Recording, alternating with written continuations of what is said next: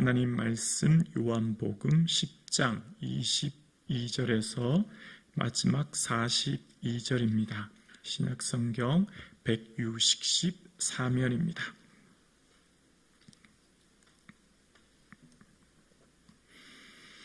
하나님의 말씀을 함께 고백드리겠습니다. 예루살렘에 수전절이 이르니 때는 겨울이라. 예수께서 성전한 솔로몬 행각에서 거니시니 유대인들이 애워싸고 이르되 당신이 언제까지나 우리 마음을 우혹하게 하려 하나이까. 그리스도인이면 밝히 말씀하소서 하니 예수께서 대답하시되 내가 너희에게 말하였으되 믿지 아니하는도다. 내가 내 아버지의 이름으로 행하는 일들이 나를 증거하는 것이오늘 너희가 내 양이 아니므로 믿지 아니하는도다. 내 양은 내 음성을 들으며 나는 그들을 알며 그들은 나를 따르느니라. 내가 그들에게 영생을 주노니 영원히 멸망하지 아니할 것이요 또 그들을 내 손에서 빼앗을 자가 없느니라. 그들을 주신 내 아버지는 만물보다 크심에 아무도 아버지의 손에서 빼앗을 수 없느니라. 나와 아버지는 하나이니라 하신대 유대인들이 다시 돌을 들어 치려 하거늘 예수께서 대답하시되 내가 아버지로 말미암아 여러 가지 선한 일로 너희에게 보였거늘 그 중에 어떤 일로 나를 돌로 치려 하느냐. 유대인들이 대답하되 선한 일로 말미암아 우리가 너를 돌로 치려는 것이 아니라 신성 모독으로 인함이니 내가 사람이 되어 자칭 하나님이라 함이로다. 예수께서 이르시되 너희 율법에 기록된 바 내가 너희를 신이라 하였노라 하지 아니하였느냐. 성경은 패하지 못하나니 하나님의 말씀을 받은 사람을 신이라 하셨거늘 하물며 아버지께서 거룩하게 하사 세상에 보내신 자가 나는 하나님의 아들이라 하는 것으로 너희가 어찌 신성모독이라 하느냐. 만일 내가 내 아버지 일을 행하지 아니하거든 나를 믿지 말려니와 내가 행하거든 나를 믿지 아니할지라도 그 일을 믿으라. 그러면 너희가 아버지께서 내 안에 계시고 내가 아버지 안에 있음을 깨달아 알리라 하시니 그들이 다시 예수를 잡고자 하였으나 그 손에서 벗어나 나가시니라. 다시 요단강 저편 요한이 처음으로 세례 베풀던 곳에 가사 거기 거하시니 많은 사람이 왔다가 말하되 요한은 아무 표적도 행하지 아니하였으나 요한이 이 사람을 가리켜 말한 것은 다 참이라 하더라. 그리하여 거기서 많은 사람이 예수를 믿으니라. 아멘. 오늘 본문의 말씀은 수전절로 시작합니다. 22절 말씀에 예루살렘의 수전절이 이르니 때는 겨울이라로 본문을 시작하는데요.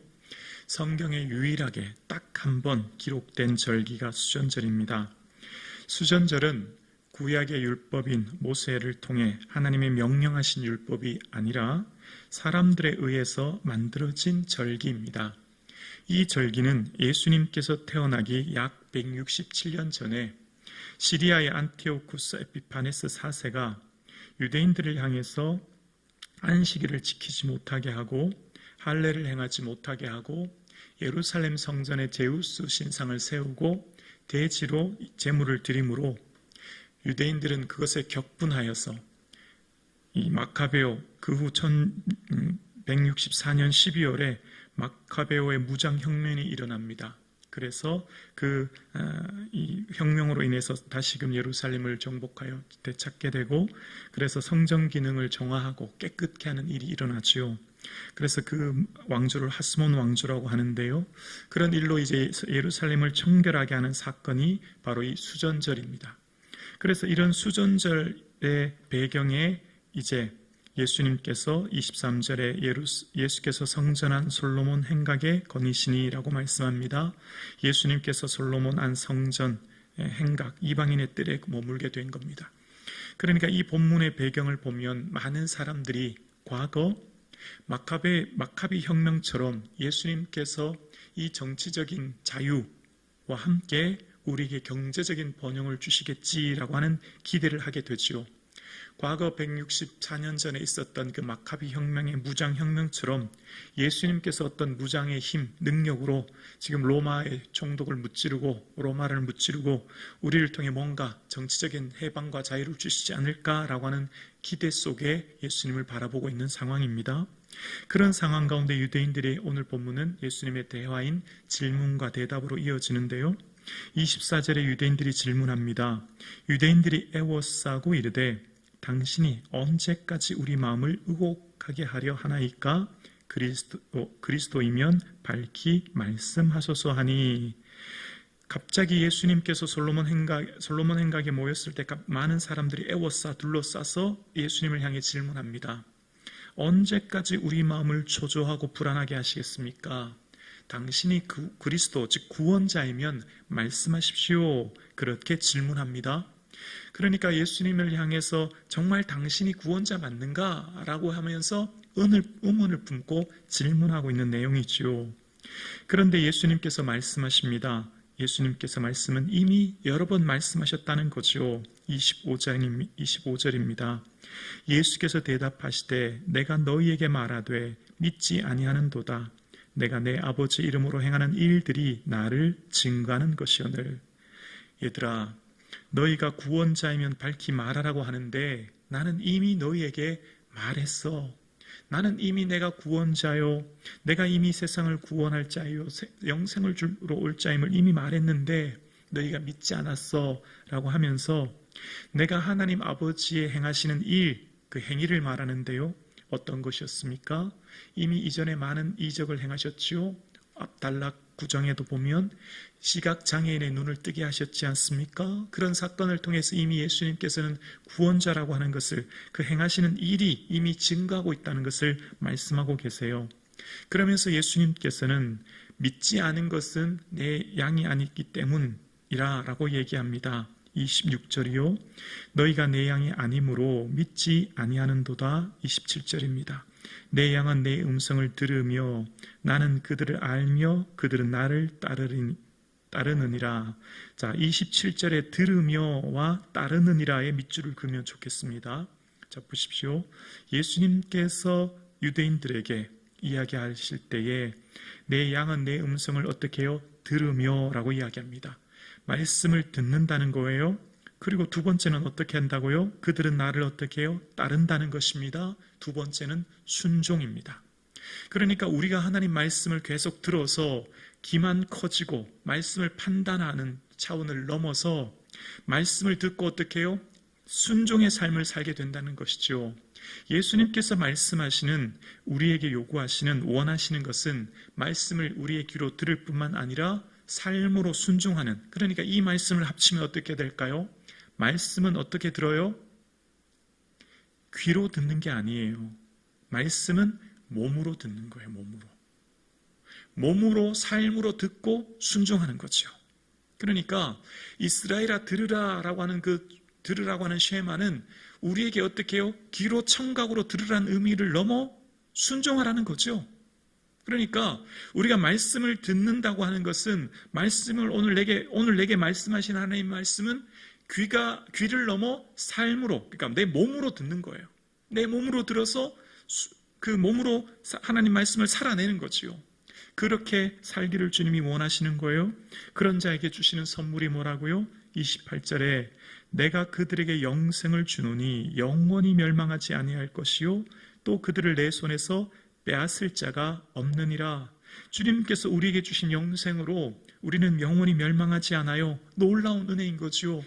이것을 우리의 인간적인 머리와 지혜로 다 헤아릴 수가 없습니다. 영생이란 개념은 피조물된 우리가 받아들이거나 이해하기가 굉장히 어려운 개념 자체인 거죠. 예수께서 주신 이 영생의 은혜로 말미암아 멸망하지 않게 되고, 예수님께서는 그 예수님의 손에서 우리를 빼앗을 자가 없을 것이다 라고 이야기합니다. 요한 1서 5장 18절 이하에 보면 악한 자가 그를 만지지도 못한다 그렇게 얘기해요. 왜 그렇죠? 하나님의 손이 친히 보호하시고 하나님이 친히 지키시고 하나님 친히 인도하시기 때문에 악한 사단이 그를 빼앗지 못할 뿐만 아니라 친히 악한 자가 건드리지도 못한다. 하나님이 우리를 보호하고 계신 줄로 믿습니다. 그래서 우리의 삶을 어디까지요? 저 영원한 천국까지 우리를 인도하시는 거지요. 그래서 칼빈은 이것을 성도의 견인이라고 하지 않습니까? 그래서 그 하나님의 아버지께서 그 손으로 우리를 지키심에 빼앗을 자가 없는 이유는 아버지는 세상 모든 존재보다 크신 분이기 때문입니다. 29절입니다. 그들을 주신 내 아버지는 만물보다 크심에 라고 이야기합니다. 그래서 아무도 아버지의 손에서 빼앗을 수가 없다 이야기합니다. 왜요? 하나님은 창조주시거든요. 하나님께서 만드셨고 이 세상 모든 것을 친히 만드신 하나님께서 모든 것보다 크신 그 하나님이 이 세상을 경륜하시고 우리의 삶을 지키시고 인도하시기에 아버지의 손에서 건드리지도 빼앗지도 못하는 것이죠. 그렇게 말씀하시면서 오늘 예수님께서는 아버지와 내가 하나라고 말씀하세요. 30절이요. 나와 아버지는 하나이니라. 아버지와 내가 동등되었다라고 말씀하신 것 기억나시죠? 아버지와 주님은 한 본체이셨고 한 위격을 가지신 하나님의 능력을 가지신 분이셨죠. 예수님과 아버지는 하나였고 능력이 하나이셨기에 그래서 우리를 지키시고 인도하셨다 말씀하세요. 자, 그런데 이 진리의 말씀을 듣는 유대인들의 반응은 어떨까요? 아멘, 주 예수님 감사합니다. 영생의 은혜를 주셔서 감사합니다. 이러면 너무너무 좋을 텐데 유대인들의 반응에 31절입니다. 유대인들이 다시 돌을 들어 치려 하거늘. 다시라는 표현은 왜냐하면 이전에 8장 59절에서 성전에 돌을 들어 예수님을 죽이려 했기 때문에 다시라는 표현을 통해 한 번이 아니라 또다시 이런 일이 일어났다는 것을 이야기하는 거죠. 그러면서 예수님께서 그런 행위를 보시면서 예수님이 대답하십니다. 32절에 예수께서 대답하시되 내가 아버지로 말미암아 여러 가지 선한 일로 너희에게 보였거늘 그 중에 어떤 일로 나를 돌로 치려 하느냐라고 이야기하십니다. 얘들아, 내가 시각장애인의 눈을 뜨게 하는 이런 일들로 내 행위로 이미 너희에게 내가 구원자임을 너희 눈에 볼 수 있도록 보여줬잖아. 그런데 무슨 일로 너희는 나를 돌로 치려 하니? 라고 구체적으로 물으십니다. 그랬더니 유대인들이 대답해요. 그 이유를 이렇게 설명합니다. 33절에 유대인들이 대답하되 선한 일로 말미암아 우리가 너희를 돌로 치려는 것이 아니라 신성모독으로 인함이니 내가 사람이 되어 자칭 하나님이라 함이라. 그 이유는 왜 돌로 치려 하냐인가? 그 이유는 신성모독했기 때문이에요. 신성모독이 뭐예요? 바로 30절에 나와 아버지는 하나라고 말했기 때문입니다. 감히 사람인 그들의 눈에 보일 때 예수님은 사람이었거든요. 감히 사람인 너가 어떻게 전능하신 하나님의 아들이냐? 나 외에 다른 신을 섬기지 말라고 하는 그들의 구약의 개념에 그 선입견에 꽉 차서 그 선입견에 갇혀 사는 겁니다. 그것에 갇혀 있는 그들에게는 그들의 눈에 보이는 예수가 도저히 하나님의 아들로 믿겨지지 않고 그렇게 나와 아버지가 하나라고 그 하는 말에 신성모독으로 이야기합니다. 그러니까 사람인데 어떻게 하나님이라고 하냐라고 하니까 예수님께서 구약의 말씀을 인용하시면서 34절에 이렇게 말씀하세요. 예수께서 이르시되 너희 율법에 기록된 바 내가 너희를 신이라 하였노라 하지 아니하였느냐. 너희 율법에, 그러니까 이 말씀은 시편 82편 6절 말씀을 인용해서 하시는 말씀인데요.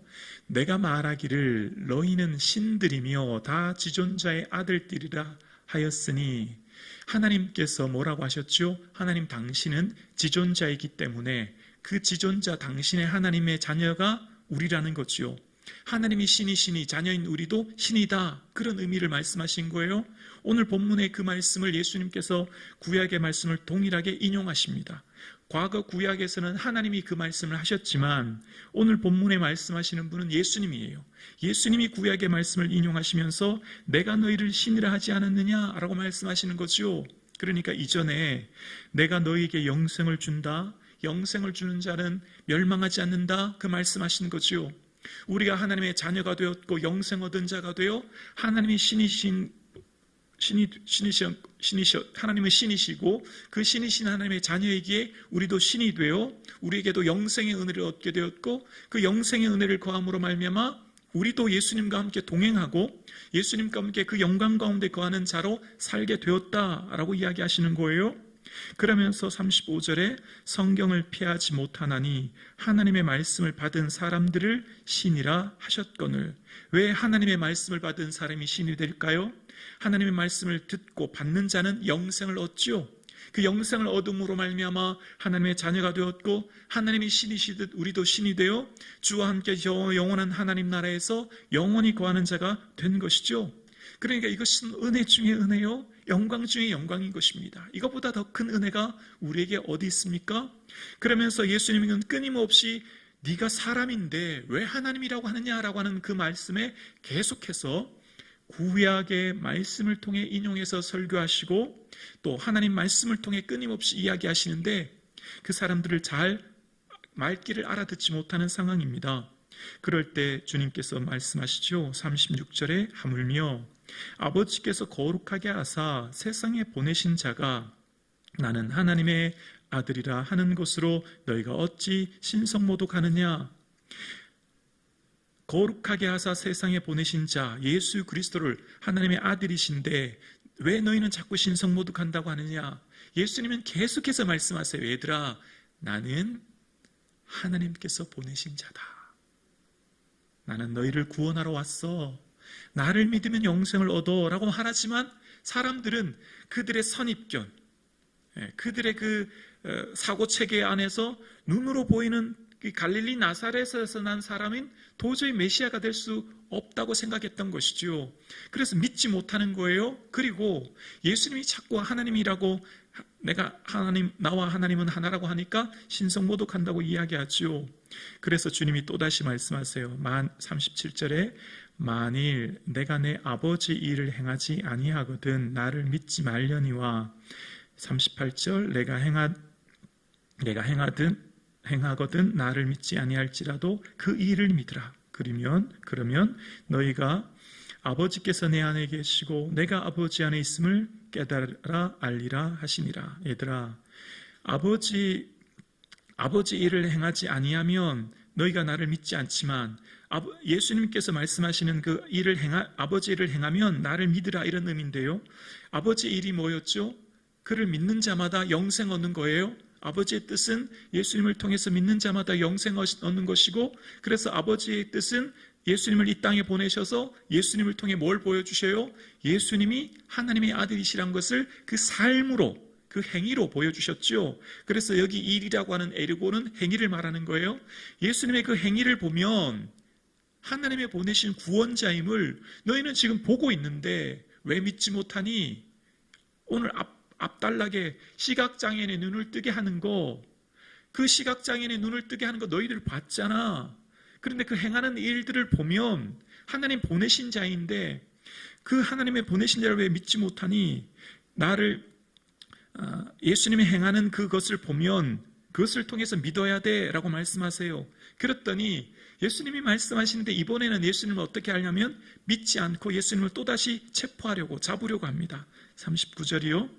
그들이 다시 예수를 잡고자 하였으나 그 손에서 벗어나 나가시니라. 다시 예수님을 잡고자 했단 말은 7장 30절에 예수님을 잡고자 했지만 아직 때가 이르지 않았다는 말씀을 하셨기 때문에 또 다시라는 표현을 하면서 예수님을 잡으려고 합니다. 예수님을 신성모독죄로 그들이 잡아서 고발하려고 하지요. 그래서 예수님이 그곳에서 벗어납니다. 그리고 어디 가실까요? 요단강으로 가세요. 40절이요.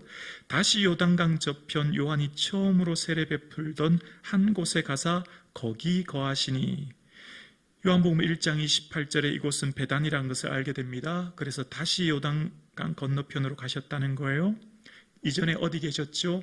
예루살렘 성전에 계셨고, 그런데 예루살렘 성전에서 그들과 논쟁하셨고, 그들과 끊임없이 얘들아, 내가 하나님 보내신 자야, 나를 믿으면 영생을 얻는다 말씀하셨지만 사람들이 믿지 않아서 오히려 예수님을 죽이려고 하고 체포하려고 하자 예수님은 요단강 건너편으로 가십니다. 그리고 41절 42절입니다. 많은 사람이 왔다가 말하되 요한은 아무 표적도 행하지 아니하였으나 요한이 이 사람을 가리켜 말한 것은 다 참이라 하시더라. 42절 그리하여 거기서 많은 사람이 예수를 믿으니라. 아멘. 요한이 이전에 행했던 그 많은 일들, 요한이 행했던 그 말을 통해서 예수님을 믿게 되었다는 거예요. 요한은 이 땅에 와서 아무 표적도 행하지 않았지만 예수님께서 행하시는 그 요한의 그 말을 통해서, 예수님 행하신 표적을 통해서 이미 예수님을 그들은 알게 되었다 말하면서 거기서 42절에 거기서 많은 사람이 예수를 믿었대요. 거기는 어디예요? 요단강 저편이요. 이전에 어디서? 예루살렘에서, 성전에서 사람들이 단 한 사람도 믿지 않았어요. 끊임없이 논쟁하고 대화 속에 이야기했지만 어떤 사람들도 믿지 않았지만 오히려 예수님께서는 그곳을 떠나 요단강 저편에 오셨을 때 많은 사람들이 믿게 됩니다. 오히려 예수님께서 끊임없이 이야기했던 그들은 믿지 않고 단순히 세례 요한이 세례 베풀던 그곳에 오셨을 때 그 사람들은 예수님을 받아들입니다. 이미 오래전 세례 요한의 말을 통해 예수님을 메시아됨을 알고 믿었던 것이지요. 믿음이 얼마나 소중하고 귀한 것임을 깨닫게 됩니다. 오늘 우리가 예수님을 믿게 된다고 하는 것, 이 말씀을 통해 우리가 예수 그리스도를 구주로 고백하는 것, 은혜 중에 은혜요, 복 중에 복인 줄로 믿습니다. 이 은혜를 인하여 감사가 풍성한 이 아침 되기를 주님의 이름으로 축원합니다.